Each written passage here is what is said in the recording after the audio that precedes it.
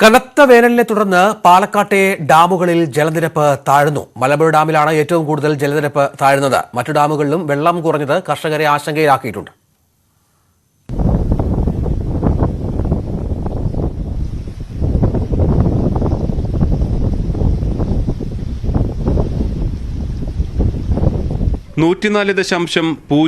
മീറ്ററാണ് മലമ്പുഴ ഡാമിന്റെ ഇന്നലത്തെ ജലനിരപ്പ്. കഴിഞ്ഞ വർഷം ഇത് 106.47 മീറ്ററായിരുന്നു. മുൻവർഷത്തേക്കാൾ 2 മീറ്ററോളമാണ് ഇത്തവണ ജലനിരപ്പ് താഴ്ന്നത്. ജലസേചനത്തിനായി നവംബർ 15 മുതൽ ഡാമിൽ നിന്നും വെള്ളം തുറന്നുവിട്ടിട്ടുണ്ട്. ഈ മാസം 15 വരെ ജലവിതരണം തുടരും. എന്നാൽ ജലനിരപ്പ് താഴ്ന്നത് കർഷകരെ ആശങ്കയിലാക്കി. ജില്ലയിലെ മറ്റു ഡാമുകളിലും ജലനിരപ്പ് താഴ്ന്നു വരികയാണ്.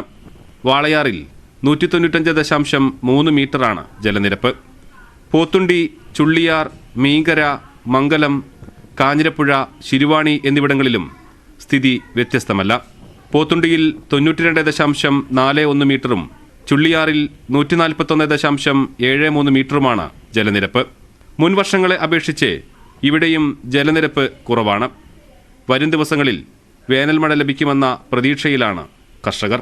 ഡാമുകളിലെ ജലനിരപ്പ് കുറഞ്ഞത് കുടിവെള്ള പദ്ധതികളെയും ജലസേചന പദ്ധതികളെയും ആശങ്കയിലാക്കിയിട്ടുണ്ട്. ഈ സ്ഥിതി തുടർന്നാൽ ജലവിതരണത്തിൽ നിയന്ത്രണം ഏർപ്പെടുത്തേണ്ടി വരും. ക്യാമറമാൻ പ്രജിത് കോങ്ങാടിനോടൊപ്പം പ്രസാദ് ഉടുമ്പിശ്ശേരി, ന്യൂസ് 18 പാലക്കാട്. കൊച്ചിയിൽ പുകയ്ക്കൊപ്പം ചൂട് കൂടിയായതോടെ വലിയ ദുരിതത്തിലാണ് ജീവിതം. MS അനീഷ് കുമാർ ചേരുന്നു. അനീഷ്, പുകയുണ്ട്, ചൂടും വല്ലാതെ വർദ്ധിച്ചിരിക്കുന്നു, മാലിന്യമുണ്ട്, അങ്ങനെ കൊച്ചിക്കാരാകെ ദുരിതത്തിലാണ്.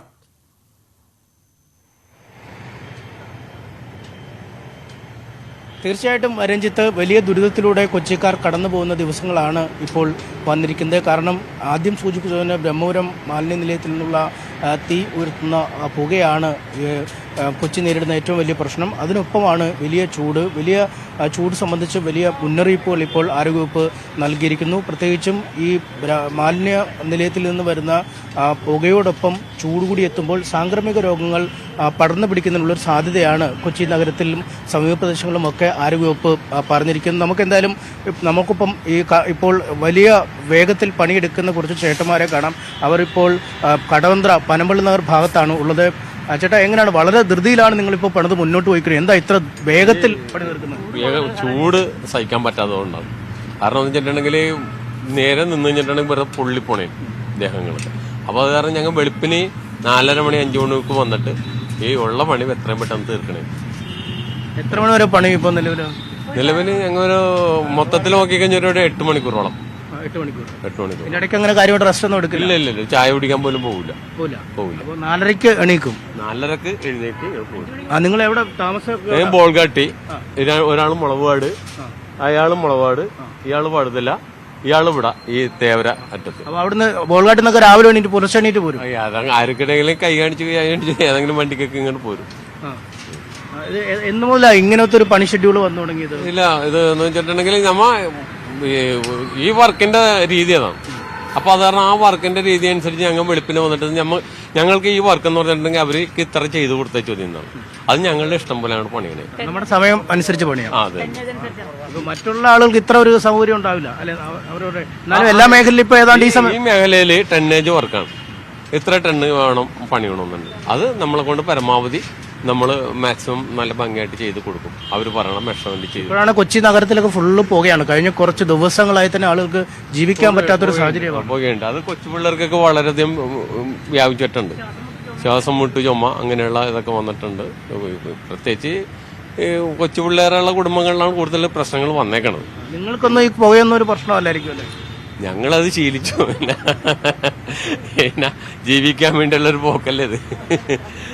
അപ്പൊ ഇവിടെ ഞങ്ങൾ വേറെ ഒന്നും നോക്കാറില്ല. ഇപ്പോഴും ഈ ഇത്ര വലിയ ചൂടത്തും വന്ന് ജോലി ചെയ്യുകയാണ് അല്ലേ? രാവിലെ വെളുപ്പിന് വരും സാറേ. അല്ലാന്നാ അതല്ലെങ്കിൽ ഞങ്ങൾ ഈ ചൂടത്ത് പിന്നെ നിൽക്കണ്ടേ? വെളുപ്പിന് വന്നാൽ കൂടി വന്നാൽ ഞങ്ങൾക്കൊരു 4-5 മണിക്കൂർ. അതുകൊണ്ട് ഉള്ള സമയത്ത് അടിച്ചു വിട്ട് പണി തീർക്കുവാണ്. ഫ്രഷ് ആയിട്ട് പരിപാടി അങ്ങ് തീരും. തീർച്ചയായിട്ടും. അപ്പൊ അതുകൊണ്ട് ഞങ്ങൾ ചായ കുടിക്കാനും കൂടി പോകില്ല. എല്ലാവരും ഒരാൾ പോകില്ല. കുറച്ചു നേരം പോലും വിശ്രമമില്ല. ഇല്ല. ഇവിടെ വരുന്നവരെ ഇപ്പൊ തന്നെ ഭയങ്കര ചൂടാണ് അല്ലേ? ഈ പുകയും കൂടെ ഇല്ലേ? പുക അടിക്കുന്നില്ല, ഒരു വശത്തുനിന്ന് പുകയും വരുന്നില്ല. എല്ലാം ഉണ്ട് സാറേ. അതുകൊണ്ട് ഇത് എങ്ങനെയെങ്കിലും തീർത്ത് പെട്ടെന്ന് പോകാന്നുള്ള തീരുമാനത്തിലാണ് ഞങ്ങൾ. ഇത്രയും പെട്ടെന്ന് അവസാനിപ്പിക്കുക. അതെ അതെ. എന്ത് തോന്നുന്നു ഈ പ്രായമായ ആൾക്ക് പുക അടിച്ച വലിയ പ്രായം നമുക്ക് ദൈവത്തിന്റെ ശക്തി കൊണ്ട് അങ്ങോട്ട് മുമ്പോട്ട് പോകണം, അത്രേ ഉള്ളൂ. രാവിലെ അങ്ങ് ഇറങ്ങി തുടങ്ങും പരിപാടി അല്ലേ? കട്ടിയിട്ട് കൊടുക്കട്ടെ, എന്നിട്ട് പറയാം.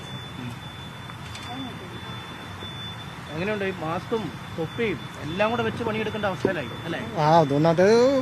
ഒന്നാമത്തെ ഇപ്പൊ 2-3 ദിവസത്തെ പുകയുടെ ഒരു ബുദ്ധിമുട്ടുണ്ട്. പിന്നെ എന്ന് പറഞ്ഞാൽ ചൂടാണ്. ചൂട് ഒരു രക്ഷയില്ലാത്താണ്. ഞങ്ങൾ ഇപ്പൊ വെളുപ്പിന് തുടങ്ങി വന്ന് പണിയാണ്.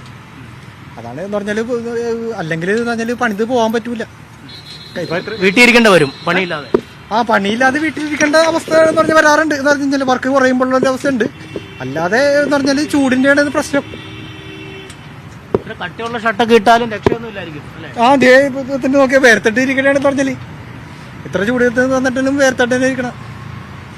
കൊച്ചി നഗരത്തിലെ അവസ്ഥ മറ്റിടങ്ങളിലേക്കാൾ വലിയ ദോഷമാണ് ഇല്ലേ?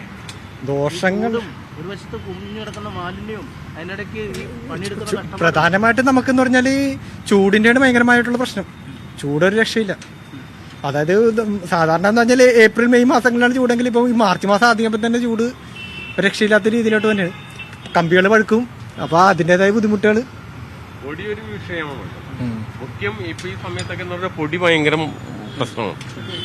അത് കാരണം എന്ന് വെച്ചിട്ടുണ്ടെങ്കിൽ ശ്വാസം മുട്ടല്, പനി ഇപ്പൊ വ്യാപിച്ചല്ല. പനിയൊക്കെ ഒരുമാതിരി എല്ലായിടത്തോട്ടും പനിയുണ്ട്. അതൊക്കെ ഈ പൊടിയുടെ ഈ കാലാവസ്ഥ അനുസരിച്ചുള്ള പൊടിയാണ്. അതുകൊണ്ടാണ് കൂടുതൽ ബുദ്ധിമുട്ട്. ഇനിയിപ്പോ ഈ അടുത്ത 1-2 മാസം എങ്ങനെ തള്ളി നീക്കും അല്ലേ? അതൊരു വലിയ പ്രശ്നമല്ല. കാര്യം ഈ ഏപ്രിലൊക്കെ ആവേണ്ട ചൂട് മാർച്ചിലേ എത്തിക്കഴിഞ്ഞു. ഈ ഫെബ്രുവരി പകുതിയൊക്കെ മുതലേ വന്നു തുടങ്ങിയില്ലേ ചൂട്? ശരിക്കും പറഞ്ഞിട്ടുണ്ടെങ്കിൽ വലിയൊരു ദുരന്തം മുന്നിൽ കണ്ടുകൊണ്ട് തന്നെയാണ് ഈ പോക്ക് ഇല്ലേ? ഇപ്പൊ ഈ സമയത്ത് ഇത്ര വലിയ ചൂടാകുന്നിടത്ത് ഇനി വരും മാസങ്ങളിൽ ഇതിനെക്കാട്ടും വലിയ ചൂടായിരിക്കും. അപ്പൊ ഇതെങ്ങനെ പോകുമെന്ന് പറഞ്ഞിട്ടുണ്ടെങ്കിൽ നമ്മ ഈ ഇതേപോലെ ചൂടുണ്ടായിരുന്ന ഒരു അവസ്ഥയിലാണ് നമുക്ക് പ്രളയമൊക്കെ വന്നത് അല്ലേ? അപ്പൊ ആ ദുരന്തത്തിലേക്ക് പോവുക എന്നൊരു സംശയം കൂടിയുണ്ട്. കൊച്ചിക്ക് ഇനിയൊരു ദുരന്തം കൂടെ വന്നാ താങ്ങാൻ പറ്റൂല. പിന്നെ അറബിക്കടല് പോലെയുള്ള ഈ സംഭവമൊക്കെ ഉള്ള കാരണം കൊച്ചി രക്ഷപ്പെടും. കൊച്ചി ഇന്ന് ആരും നഷ്ടപ്പെട്ടു പോകൂല എന്നുള്ളൊരു വിശ്വാസമുണ്ട്. അതാണ് കൊച്ചിക്കാരന്റെ സ്പിരിറ്റ്. രഞ്ജിത്ത്, എത്ര വലിയ പ്രതികൂല കാലാവസ്ഥയിലും അവർ പിടിച്ചു നിൽക്കും. കാറ്റല്ല, പുകയല്ല, ഇനി ഈ വലിയ ചൂടല്ല, ഇനി വലിയ പ്രളയം വന്നാൽ കൂടി കൊച്ചിക്കാരിങ്ങനെ പിടിച്ചു നിൽക്കുമെന്ന് തന്നെയാണ് പറയുന്നത്. കാരണം ഈ ഫെബ്രുവരിയിലും മാർച്ചിലും ഒക്കെ തന്നെ കടുത്ത ചൂടെത്തിയിരിക്കുന്നു. ആ ചൂടത്ത് എത്രയും പെട്ടെന്ന് ജോലി തീർത്ത് അവരുടെ ഇന്നത്തെ അന്നത്തിനുള്ള വക കണ്ടെത്താൻ പാടുപെടുന്ന ആളുകൾ പുലർച്ചെ 3 മണിക്ക് വീട്ടിൽ നിന്നിറങ്ങി 4:30 ജോലി സ്ഥലത്തെത്തി 11-11:30 ആകുമ്പോൾ പണി തീർത്ത് വീടുകളിലേക്ക് മടങ്ങാൻ ഉത്സാഹിക്കുന്ന ആളുകളെയാണ് കാണുന്നത്. ഇതാണ് കൊച്ചിയിലെ ഈ നിർമ്മാണ തൊഴിലാളികളുടെ ഒരു സാധാരണ രീതിയിലുള്ള നിർമ്മാണ തൊഴിലാളികളുടെ ഒരു ദിവസത്തെ ജീവിതം എന്ന് നമുക്ക് നിസ്സംശയം പറയാം. പക്ഷേ എന്നാലും വളരെ ശുഭപ്രതീക്ഷയോടുകൂടി അവർ വളരെ വേഗത്തിൽ അവരുടെ ജോലികൾ തീർത്ത് വീടുകളിലേക്ക് മടങ്ങാനുള്ളൊരു തയ്യാറെടുപ്പ് നടത്തുന്ന കാഴ്ചയാണ് നമുക്ക് കാണാൻ കഴിയുന്നത്. കൊച്ചിയിലെ ചൂട് കൊച്ചിയിൽ മാത്രമല്ല, എറണാകുളം ജില്ലയിൽ മാത്രമല്ല, കേരളമൊട്ടാകെ ചുട്ടുപൊള്ളുകയാണ്. അതിൻ്റെ വിശദാംശങ്ങളാണ് ഞങ്ങളുടെ പ്രതിനിധികൾ പങ്കുവച്ചുകൊണ്ടിരിക്കുന്നത്. അതുമായി ബന്ധപ്പെട്ട വാർത്തകളിലേക്ക് തന്നെ തിരിച്ചു വരാം ഒരു ചെറിയ ഇടവേളയ്ക്ക് ശേഷം.